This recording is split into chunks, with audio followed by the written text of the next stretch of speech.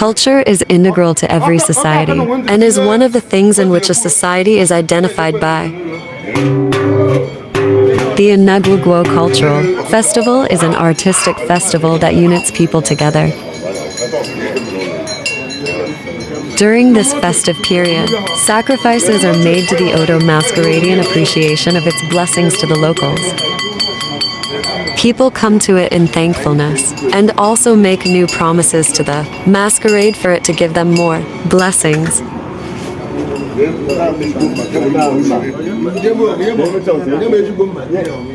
And sure, the Odo Masquerade does come forth for the locals, for they always come to appreciate it during its festive season. That comes once in every 2 years.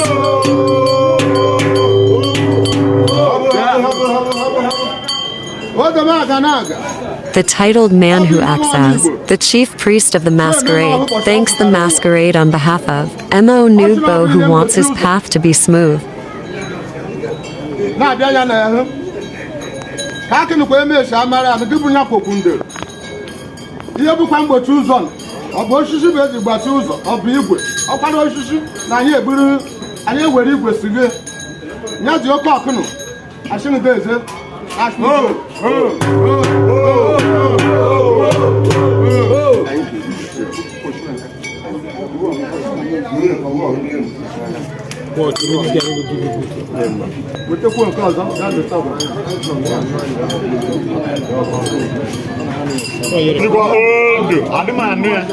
Sacrifices are the strength of African gods and deities.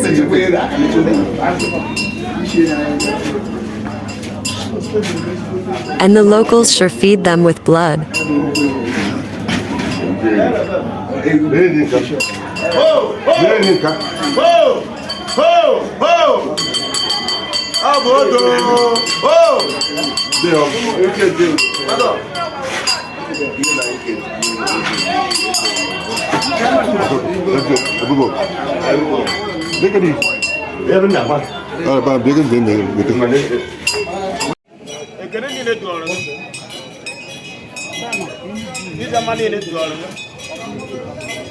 One of the locals thanks the masquerade for always coming forth for him. He gives the masquerade a piece of clothes in thankfulness.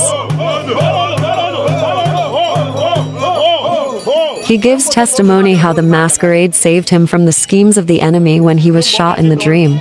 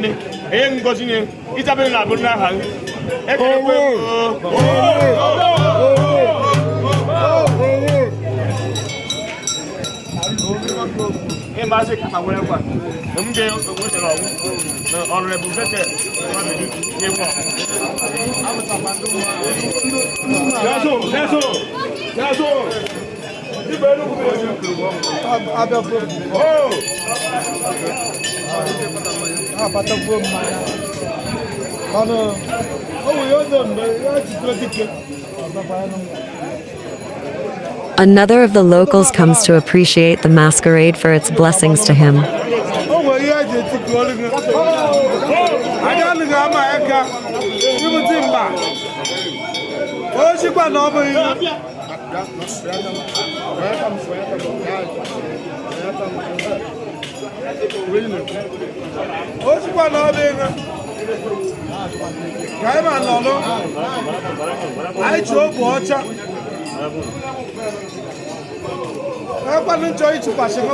He gives the masquerade a piece of clothes, so that the masquerade will eliminate all evildoers in the community.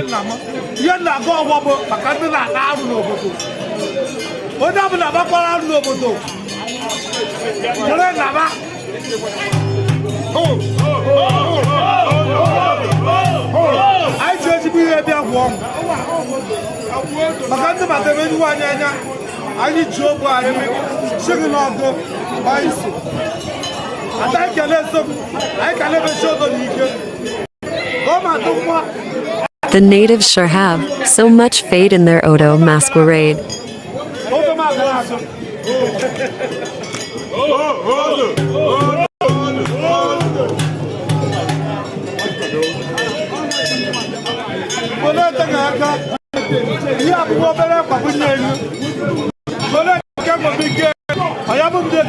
He promises to give the masquerade a cow if his luck is expanded.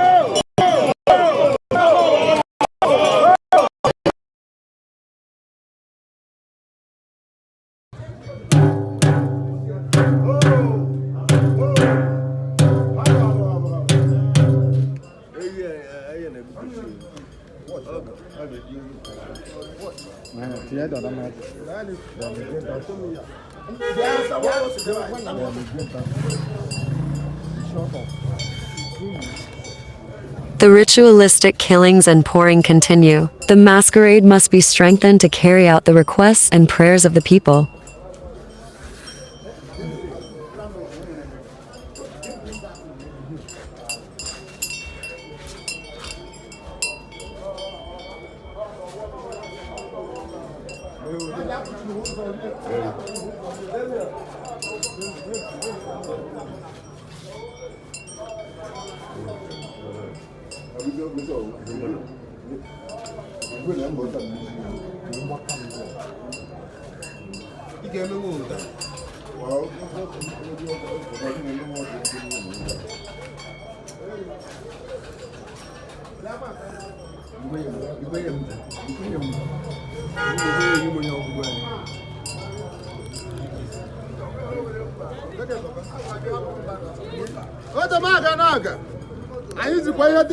The masquerade and the gods of the land are also given a local food for their faithfulness.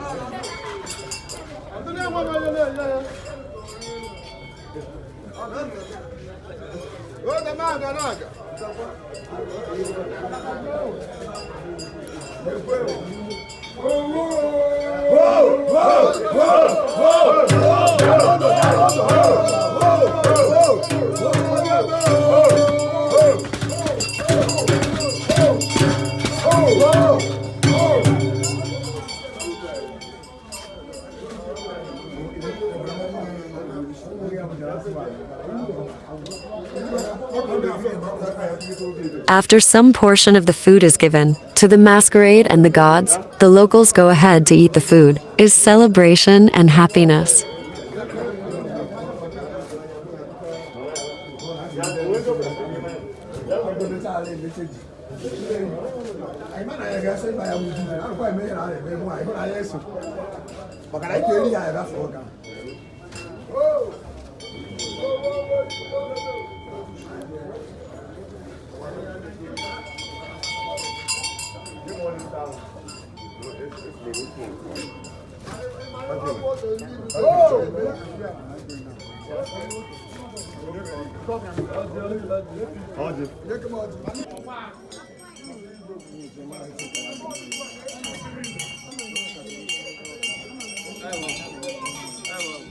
The different clans that make up Enugwu Ngwo are getting their masquerades ready, appeasing and fortifying them.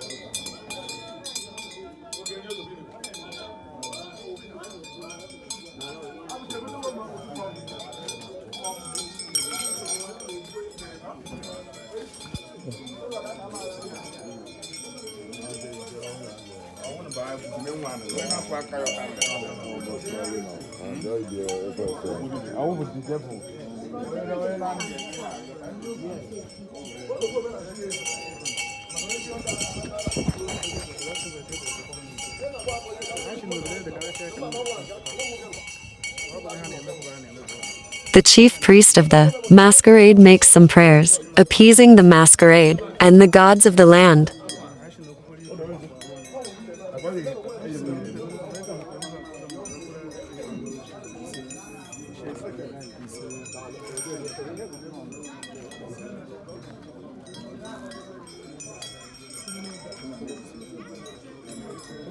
The prayer and appeasement continues.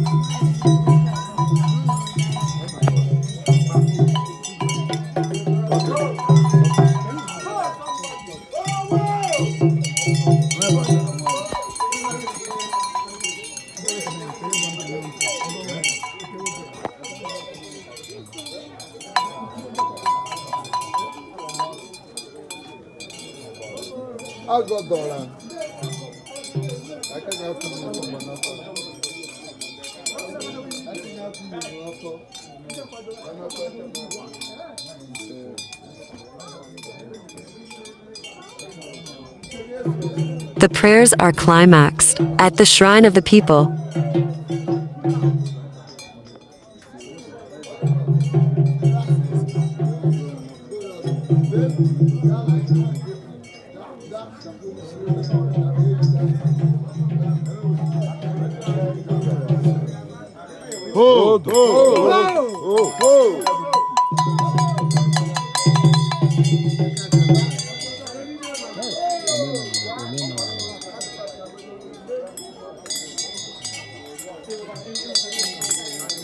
We can 5 cartons in a cover take that.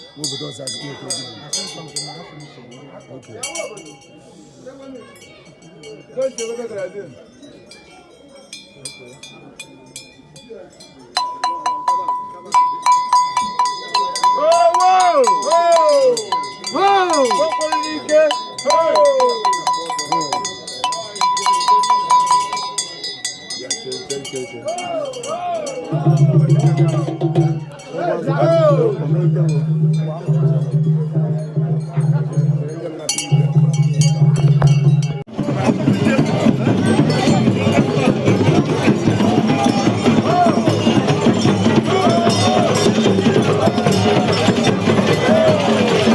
After the many ritualistic observances, the masquerades come out and people dance with them in merriment and joyfulness.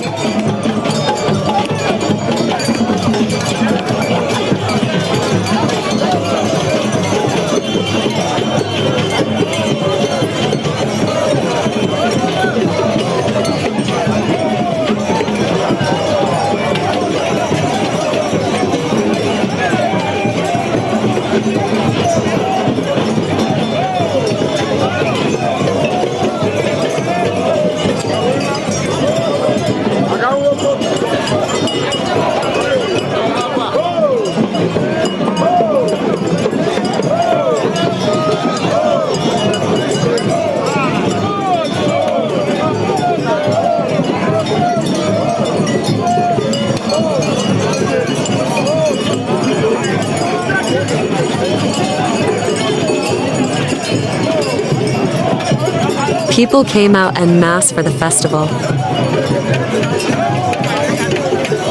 and the air is suffused with liveliness.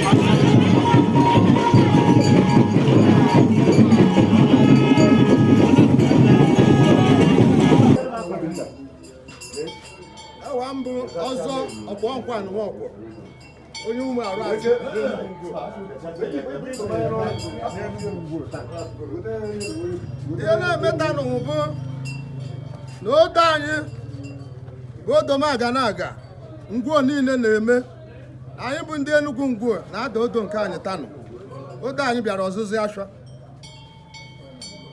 ọ dị mma dịka anyị mere n'ụtụtụ ihe anyị na-eme n'ụtụtụ unu bụ ntihikwe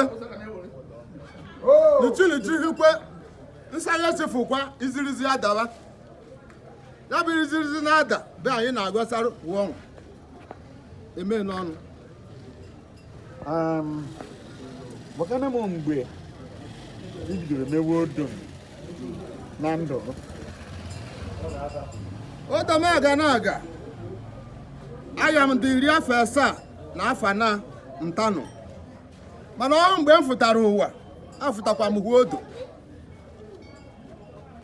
m hụ odo soro mewe odo. Gịnị bụ odo?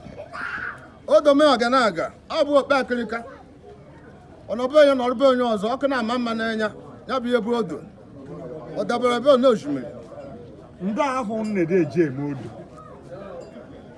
odo anyị na-ada odo anyị afa na abụọ niile ọ dịnụkwa afa na abụọ anyị ada odo nwaanyị ose eme odo eyi nwaanyị asa anyị eme odo ndị ga nwaanyị ji soro nne eme odo maka na nwoke nwaanyị m hụrụ ebe a ihe nwaanyị ji soro anyị eme odo bụ nwoke na-etokwa aha nwaanyị ejeshiwe ọ dị mma ọ bụ na-emecha odo ndị uru ndị be ndị ngwo na-enweta na ya na ọ bụ na-emecha odo. Ekene ngo buzuru. Kumana ngoma nọnụ. Enyanwụ na-agwata huọ. Mgbe mgbedezi nwa adakwa, enyanwụ agọrọ mgbadan. Ihe afụtara bụ na ọzụ ihorosi abịaba anyị. Anyị ziri ihorosi ọma ahụ ụzọ. Ya bụ uru anyị na-enweta. Onye abụrụ onye ngwo dịka na amụrụ na ngwo ọ ga-eso wee mee odo. Ndị niile bụ onye ngwo na-eme odo. Ikwu na ibe anyị na-eme odo. Onye dị anyị na-so eme odo. Gbanya na niile dọrọ nka na ọdịdị nka nọ. Anyị niile ka ata gbaba ahụ ọnwụ. Anyị niile ka aṅụ gbaba. Ọ dị mma. Ọdụ ka a ga-asị ndị na-achị obodo, ndị gọọmenti na aka ha ga-abata n'iso na-eme odo ka ọ bụla annual event of a program. Odo anyị abịaghị ime politiks. Ihe odo anyị bịara bụ ihe nọchikwere ụzọ o kwesịrị orinye anyị. Anyị anaghị arịọ ma biko na odibịa soro anyị mee odo nke hụ ọnwụrụ. Odo anyị bụ onye ọkpakwa. Odo song.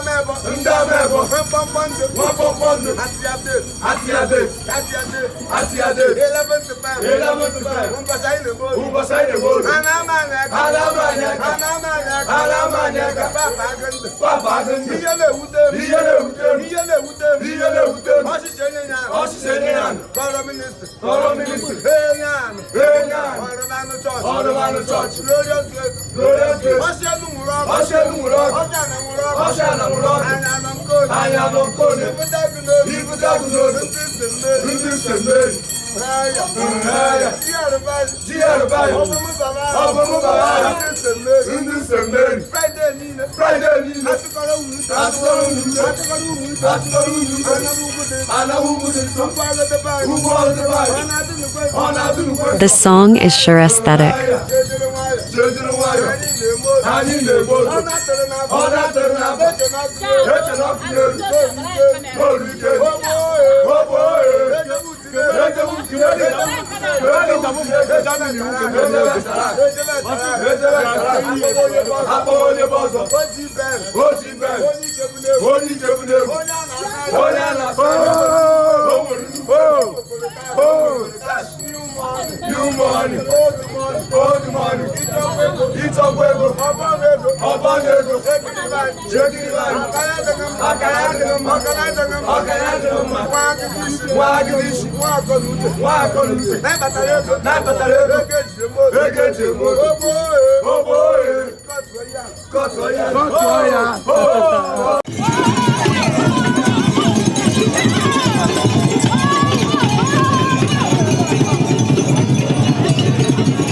The street party begins. There's so much joy in the air.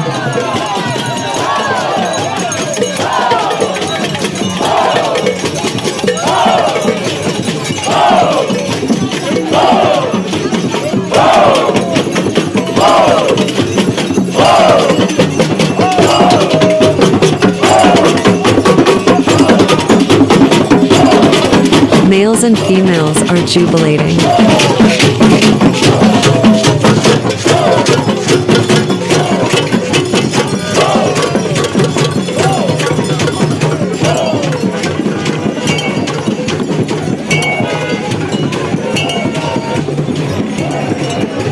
The party continues into the evening. It is sure a great day.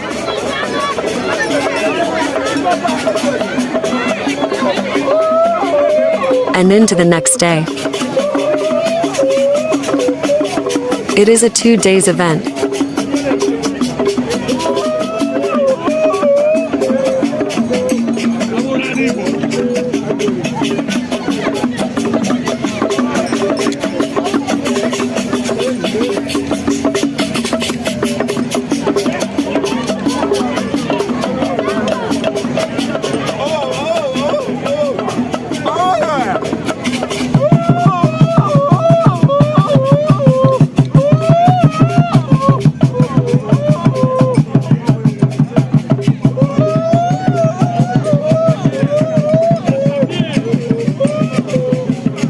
children are as excited as the adults.